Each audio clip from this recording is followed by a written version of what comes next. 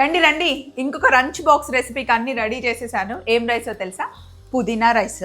పొద్దునే మీరు ఎంత బిజీగా ఉన్నా 5-10 మినిట్స్లో అయిపోయేదన్నమాట. అయితే 5-10 మినిట్స్లో ఎలా అయిపోతుంది స్వప్న? జోక్ చేయకు, రైస్ ఉండాలి కదంటే అవునండి, రైస్ ఒకటి వండుకున్న తర్వాత చేసేదంతా సింపుల్ ప్రాసెసే. సో ఇప్పుడు ఫస్ట్ పుదీనా రైస్కి సింపుల్గా ఏం చేయాలి అంటే, చిన్న రోల్ తీసుకొని కొద్దిగా జీలకర్ర వేసుకోండి.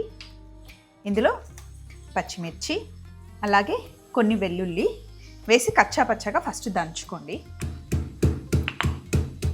మిక్సీలో అయినా వేయొచ్చు, లేదా ఇలా సన్నగా కట్ చేసినవైనా వేయొచ్చు, కానీ ఇలా దంచితే రుచి వేరు, చాలా బాగుంటుంది. ఇలా కచ్చా పచ్చగా దంచేసుకోండి. ఇప్పుడు స్టవ్ ఆన్ చేయండి. కొద్దిగా నూనె, ఎక్కువ అవసరం లేదు, కొంచెం నూనె వేసుకోండి.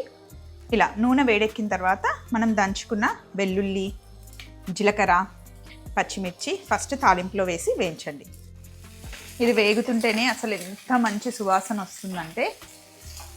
పుదీనా రైస్ని చాలా రకాలుగా చేస్తారు, మన ఛానల్లో ఇంకొక రకం చేశాను, అండ్ డిఫరెంట్ ఫ్లేవర్స్ అన్నమాట. ఇవి వేగాక మీ ఇష్టం, కావాలి అంటే జీడిపప్పు వేసుకోండి, మినపప్పు, శనగపప్పు వేసుకోండి, లేదా ఇలా పల్లీలు వేసుకోండి. నూనెలో పల్లీలని బాగా వేయించుకోండి. అలాగే ఇప్పుడు ఇందులో ఉప్పు వేసేయండి. మనం తీసుకున్న రైస్కి సరిపడా సాల్ట్ వేయాలి. నూనె తక్కువ వేసాం కాబట్టి కొంచెం పల్లీలు వేగడానికి టైం పడుతుంది. ఇలా పల్లీలు వేగిన తర్వాత ఇందులో సన్నగా తరిగి పెట్టుకున్న పుదీనా ఒక కట్ట వేసేయండి. పుదీనా వెల్లుల్లి కాంబినేషన్ చాలా బాగుంటుంది. కొద్దిగా పసుపు వేసుకోండి. ఇందులోనే కాస్త మిరియాల పొడి, కొద్దిగా ధనియాల పొడి వేసి మిక్స్ చేసేయండి. ఇప్పుడు ఇందులో ఒక 2 స్పూన్ల నెయ్యి వేసుకోండి. అసలు కిచెన్ అంతా గుమ్మలాడిపోతుంది. ఎంత మంచి ఫ్లేవర్ వస్తుందంటే సూపర్ ఉంటుంది.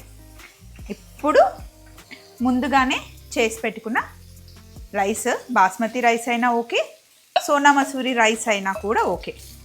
రెడీ చేసుకున్న రైస్ ఫస్ట్ చల్లగా ఉంటుంది కదా, మళ్ళీ మనం తాలింపులో వేసుకొని చక్కగా ఫ్రై చేసుకోవాలంట, అంటే మళ్ళీ వేడి అవ్వాలి. ఇలా రైస్ వేసిన తర్వాత దీంట్లో కొంచెం నిమ్మరసం వేసేయండి. మొత్తం మంచి మిక్స్ చేయండి. ఇప్పుడు ఒక 2 మినిట్స్ మూత పెట్టేసి చిన్న మంట పెట్టేస్తే రైస్ మళ్ళీ రీహీట్ అయిపోతుంది. రైస్ రెడీగా పెట్టేసుకుంటే 5 మినిట్స్లో అయిపోయే రెసిపీ ఇది. చూడండి, మళ్ళీ రైస్ ఇలా రీహీట్ అయిపోవాలి.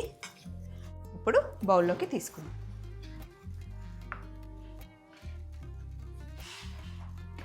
ఇలా మంచి ఫ్లేవర్ని యాడ్ చేసిన రైస్ లంచ్ టైంకి కూడా చాలా బాగుంటుంది అన్నమాట.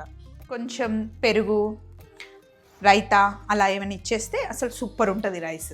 సో ఈరోజు లంచ్ బాక్స్ రెసిపీ మీకు నచ్చిందని అనుకుంటున్నా. మళ్ళీ ఇంకొక లంచ్ బాక్స్ రెసిపీతో కలుద్దాం. చెక్ చేద్దాం.